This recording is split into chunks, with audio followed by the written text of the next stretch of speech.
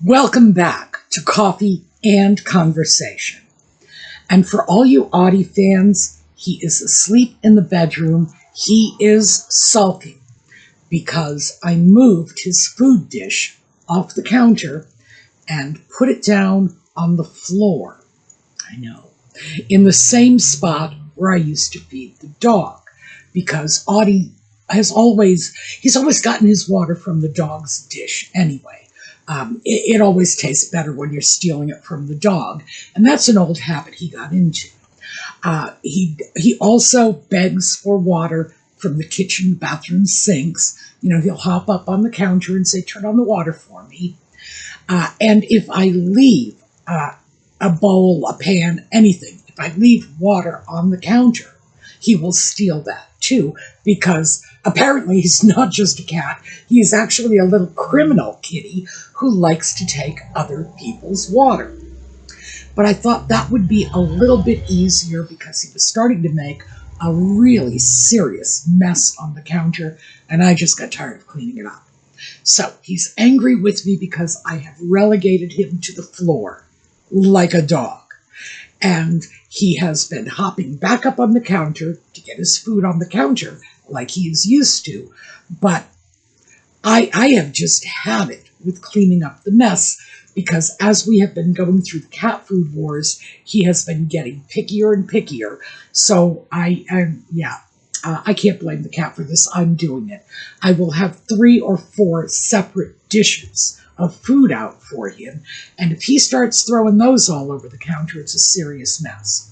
So that's what's going on with Audie.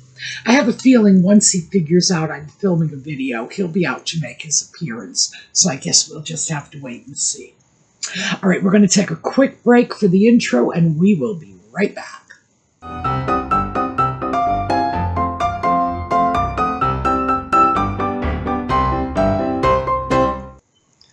So before we get started on today's video topic, I wanted to pick up a couple of threads from some videos in the recent past. Now, a couple of weeks ago, we were talking and I explained that it's very important to get up and move around every half hour, hour or so, whatever you're comfortable with. And by the way, this is not a medical channel, so I didn't go into detail, but trust me, if you want to see what the medical impact of a sedentary life is, just in terms of how much that will cut off your life expectancy, just Google it. And also, we've been talking about cleaning, what I would refer to as spring cleaning. And of course, a lot of our viewers are from Australia, so this is probably very alien to them. Yes, it's spring here. And traditionally, spring is when we start clearing out. So I wanted to explain how I've managed to combine those. I have to get up I do it about every hour. I actually tried to set an alarm on my phone to remind me. But most of the time, I'm pretty good about remembering that. And if I'm not, I have a cranky cat who will do everything in his power to get me to get up and follow him around to find out what he wants. So that is a good little built-in alarm clock for me. But anyway, I've been making a point of doing this, and it occurred to me that I should start trying to kill 2 birds with 1 stone. And I decided I really needed to do some cleaning in the kitchen, the kind of cleaning that I tend to put off. If it's not visible, I'm not too worried about it. So what I have done for the last several days is that little 5 or 10 minute break. I've gotten up and gone in, and I started with my base cabinets, the lower cabinets, and started cleaning them. Not just scrubbing the surface, but like taking everything out, looking at it. Does it belong here? Is this what I want in this particular cabinet? Am I still using this stuff, etc.? And that is how I have been spending my get up from the computer and walk around breaks. Now, I'm sharing this with you because I thought it might be useful. Some of us just It's like we don't feel like we are justifying the space we take up on this planet unless we are doing something constructive. And getting up and walking around, well, I don't know about the rest of you, but it never really struck me as all that constructive. So I had to fill something in this walk around space. And this is what has worked for me. I managed to get all of my base cabinets cleaned out and, like completely scrubbed, etc. I am still looking at the drawers because I have not organized the drawers yet. The surface of the drawers is clean, but I haven't gone in and gone through the contents. That is yet to come. And it was an eye-opening experience. I have one cabinet that basically has this no man's land. It's like, here be dragons. It is a blind cabinet. And for those of you who are not familiar with blind cabinets, let me just show you a picture. This is a drawing. This isn't my personal cabinet. But it's a cabinet that slides into a corner in order to allow you to access that otherwise unused space in a corner. And yeah, I found so much stuff in that cabinet. I found a baby diaper in that cabinet, not used.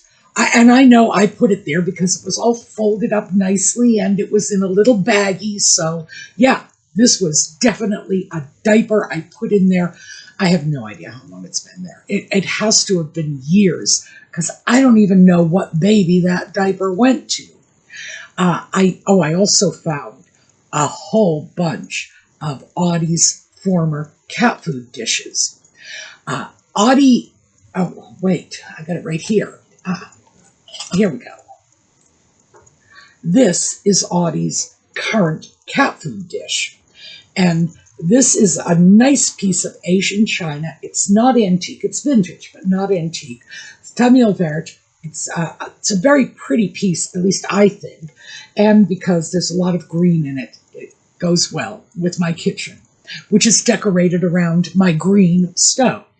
So this is the dish, and it is clad in what I believe to be pewter. It sounds like tin. So obviously it wouldn't have been clad in tin, it would have been pewter. And let me see right here. There's a little divot here, so you can see where they took a plate and turned it into an ashtray. That was a thing years ago when the porcelain would get nicks or chips around the rim, or if the rim, which is the narrowest and most delicate part of the porcelain, that's the one most likely to get damaged or not come out of firing correctly. This was a way to salvage it because the metal cladding was worth a lot less than the porcelain, even though, to be perfectly honest, this porcelain would not have been worth like a king's ransom or anything like that when it was new. But still, it was a way of salvaging it and making it attractive to a foreign market. I shouldn't say that. Frankly, in the mid-century, which is about when this was made, the Asian market was a major tobacco market in the world. The United States exported a lot of tobacco products to Asia, so I can't say we were the only smokers on the planet, but it made it more attractive. So this is Audie's dish. And the reason Audie has to have a metal-clad dish is one day a mouse got into the kitchen. And that mouse was a quick little bugger. Audie spent the whole evening chasing that mouse down. He did eventually catch the mouse, and he didn't eat it, but he certainly did kill it. It is an ex-mouse at this point. But as the mouse climbed up on top of the counter, and I have no idea how the mouse got up there. It's like this big, and that countertop is 3 feet off the ground. Mouse somehow got up on top of the kitchen counter. Audie got up. Mouse, Audie, running. It was like living in the middle of a cartoon. And Audie knocked his porcelain cat food dish on the floor, shattered. I'm sweeping up porcelain. And I had to come up with some alternatives, knowing that it could likely happen again. So the first thing I did was I went over to plastic cat food dish. Audie didn't like that very much, and I didn't like the fact that the plastic dish was lightweight, so he could just sort of accidentally scoot it along the counter as he was eating. And then I came across this and said, oh yeah, perfect, because it's too heavy for him to move without a lot of effort. And yeah, I would imagine if he was incentivized by a mouse being on that countertop, he probably could kick it off.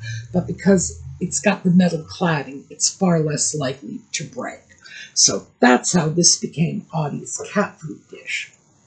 Anyway, as I was cleaning that endless void in the back of my base cabinet, I found some of his cat food dishes, including that plastic one that I had to replace because that wasn't working out. I found a few others. I found a baby diaper. I found 2 colanders that I didn't realize I had. Very nice.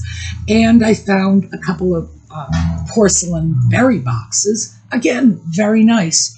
But it tells you how often I go in there, because some of this stuff, the colanders, I had not seen them in years, and I didn't even remember I owned them. The berry boxes, pretty much same thing. So it has been a valuable experience for me, just in terms of getting in there and cleaning out cabinets. So I am recommending this. If you need something to do when you get up and do things, go for it. That's what worked for me.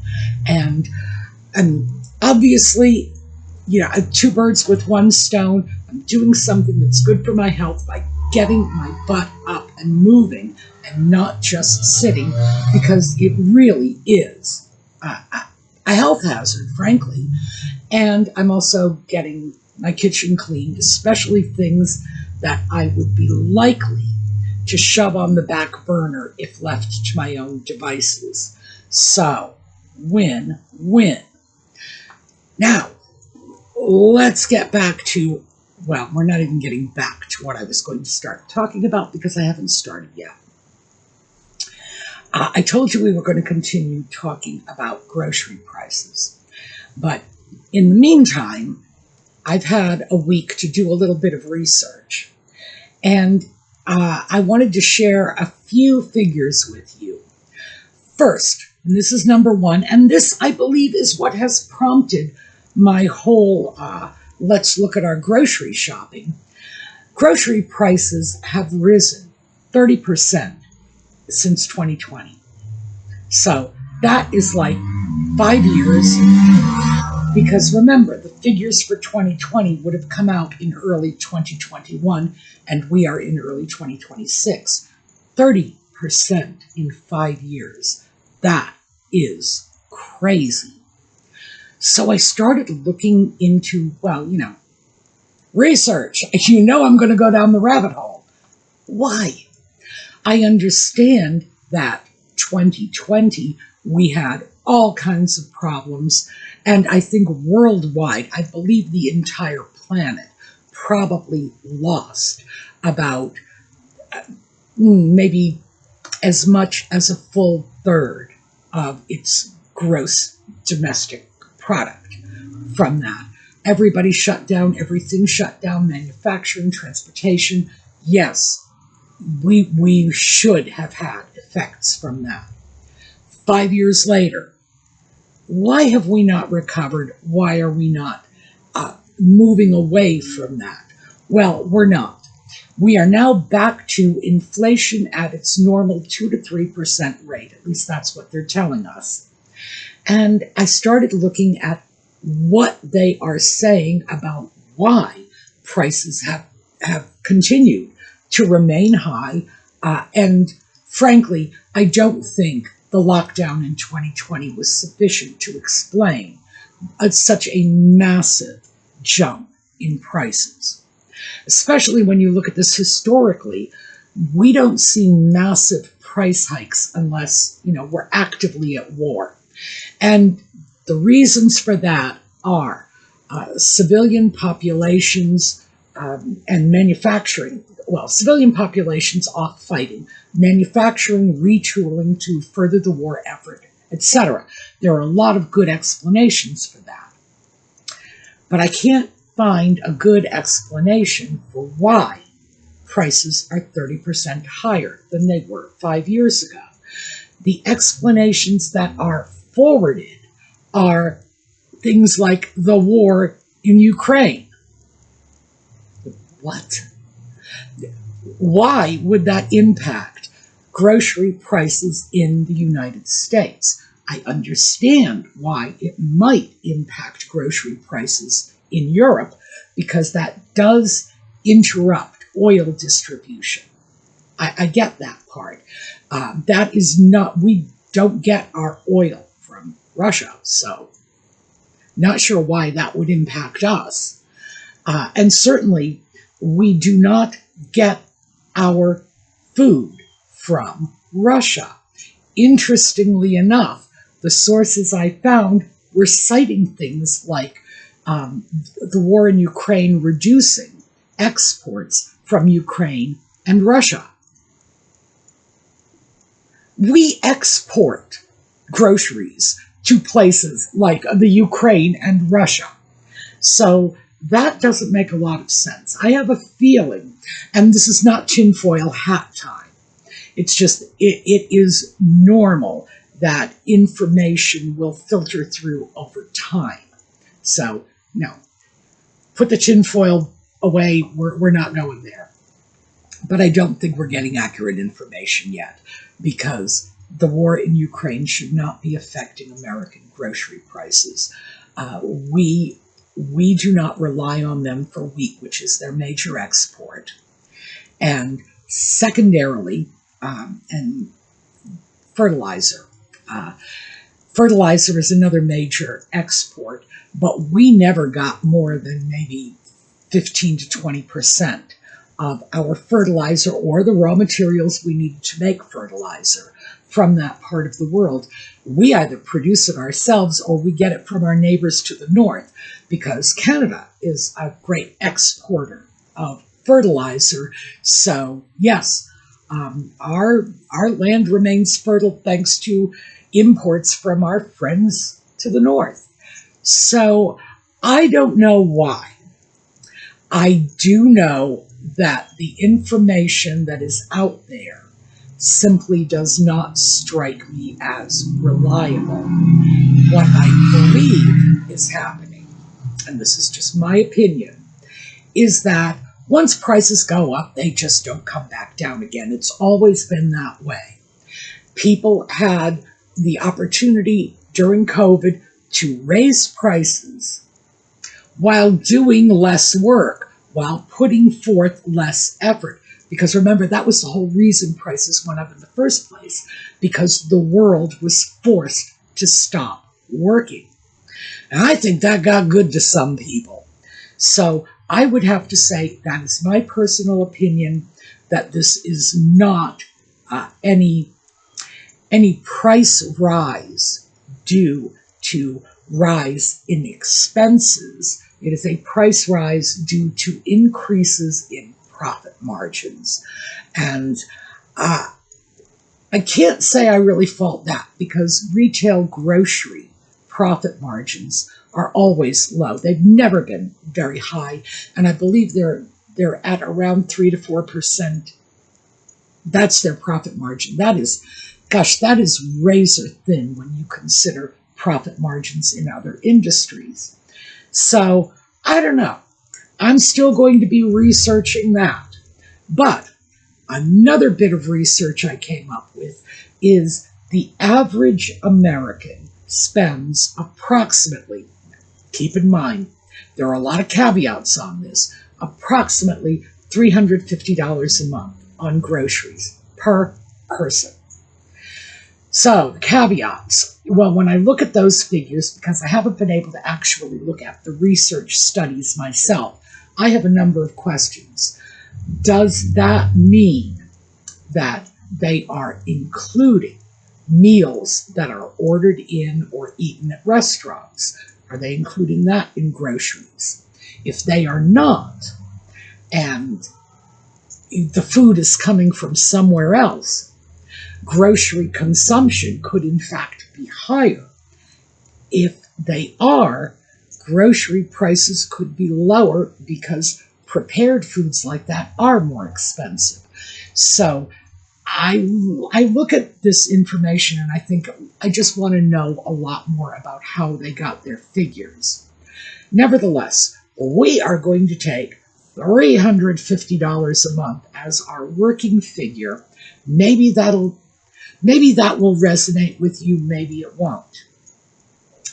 And remember, I started this because I was looking at grocery spending of about $700 for a month, and I'm one person. So that tells me I am spending too much on groceries, and I have to figure out how and why. So, and I've mentioned this in previous videos, this month, basically the month of March, I'm going from February 23rd to March 23rd, because that was when it actually occurred to me I might be spending too much on groceries. So I am about 10 days into it. And in the last 10 days, I have spent $284 on groceries. Now, once again, that did include a takeout, but that takeout was only $10. I just stopped at one of the kiosks in my local store and got some Asian food, brought it home with me. But I want to be perfectly fair about that, because that does represent a couple of meals, so it needs to be counted. Obviously, it's not extremely expensive, because it's not as if I was going to the Brown Derby for dinner or anything like that. But still, it's in there. So I am not actively trying to reduce my grocery spending this month. All I am trying to do is observe it. So the thing is, I know this from my college anthropology courses, it's hard to observe without impacting what you are observing. I know I am looking at my grocery spending. Is that going to change my grocery spending? Maybe. I think in my case, it's very likely to increase my grocery spending, mostly because as I look at it, I may end up feeling threatened.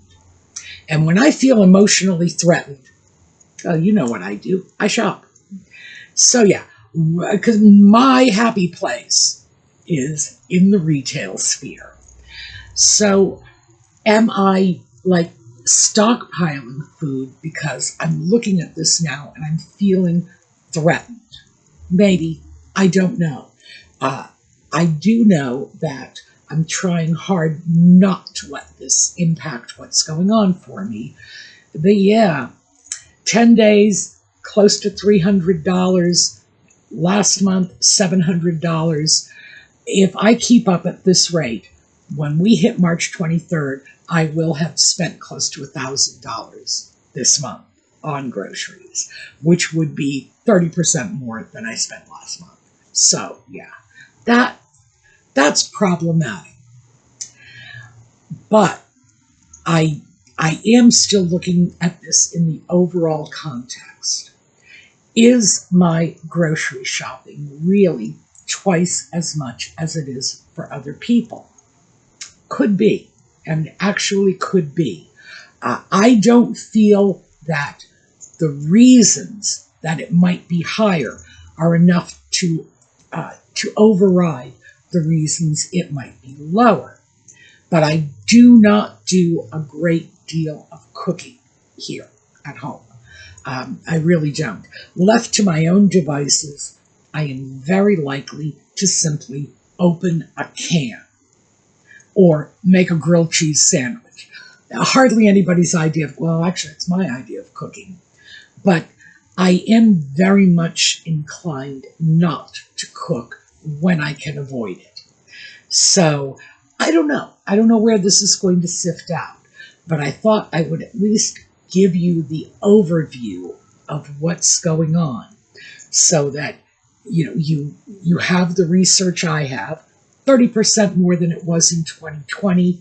And in my opinion, keep that in mind, this is my opinion, there are no legitimate reasons for it, which means profit is the leftover reason, because that's the reason no one will ever talk about. People will give you all kinds of reasons for why prices go up. But for some reason, and I don't know why this is, they won't say, we haven't been making enough money and we really need to increase our profit margins. People hate to say that, but the fact is that is a legitimate reason in a capitalist economy. So, I don't know. Maybe they are closet capitalists. Maybe they really are capitalists, but they don't want anybody to know. I don't know. But I also wanted you to know what the average was, because I like knowing what the average is. I want to know where I fit in with the rest of the world. I'm not sure why that is so very important to me. I don't know. Maybe it's my competitive streak coming out. But I do like to know what the average person is doing, because that at least gives me some sort of benchmark. If the average person is spending approximately $300 a month on groceries, then I need to look at this and target that as, where I would like my grocery spending to be. Could be it won't get there. The truth is that I do not eat the way the average person does. I simply don't. I prefer fish, so I eat a lot more fish than the average person. I don't eat breakfast cereal. I have not had a bowl of breakfast cereal since I was 7 years old. I didn't like it then, and I don't like it now. That is a staple in most households. So I don't know.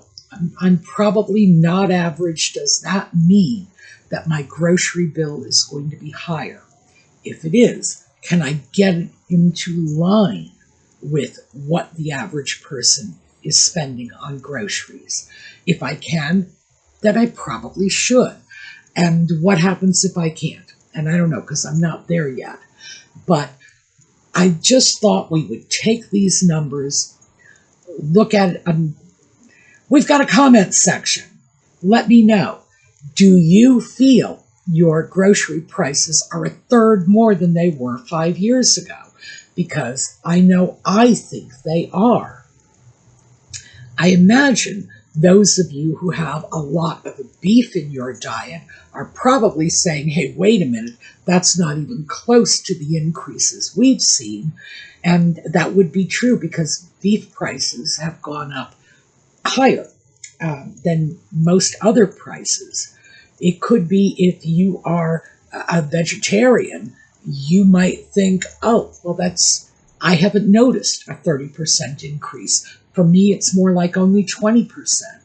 I would also imagine that if you do a lot of home cooking, you might not have seen increases in pricing, and you may look at that figure of $350 a month, and you may be saying to yourself, well, that's a little high.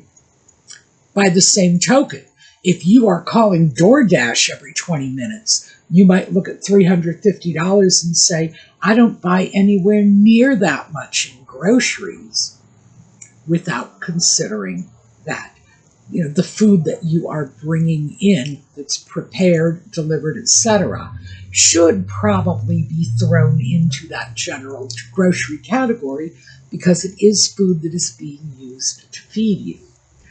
So I don't know. That's where I'm at this point. I thought I would share it with you just to keep you aware of what the lay of the land is. And I think going forward, what I am going to look at doing, and obviously I'm going to do it with you because that's what our community is all about. I am going to start looking at the low-cost meals. I have a boatload of low-cost meal recipes that I've acquired over the years. And keep in mind, I was a social worker, so I not only have my own recipes, but I have recipes I acquired over the years from my client population. These were women on public assistance. So we are talking about the poorest of the poor who would give me their little tricks for getting from one month to the next. So yeah, we can take a look at low-cost, nourishing food, look at recipes, buying strategies, and things like that. But I do think, and I've said this before, I'm going to keep reinforcing this, I do think that prices are not coming down again. And I have a feeling that they are going to continue to rise because what the so-called experts are saying now is that, oh, prices are only back to 3 to 4% increase, with inflation. And that's not what I'm seeing at the stores. I am not seeing prices 3 to 4% higher than they were last year. I'm seeing them a lot higher than they were last year, and I expect they are going to be a lot higher next year too.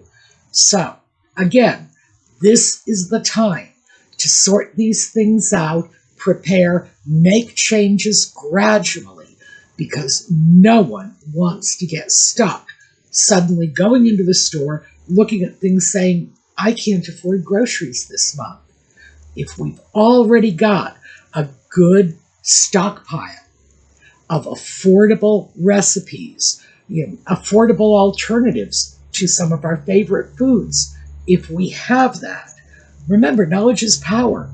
That is something that can and will see us through if things do get bad. All right, so that is what I have for you today. You didn't get a chance to see Audie, but you did get a chance to see Audie's food dish. I'm sure he's going to be very jealous about that. But thank you for being with us. We're going to take a look at a slideshow on the way out. And I hope to see you next time. And in the meanwhile, have a terrific day.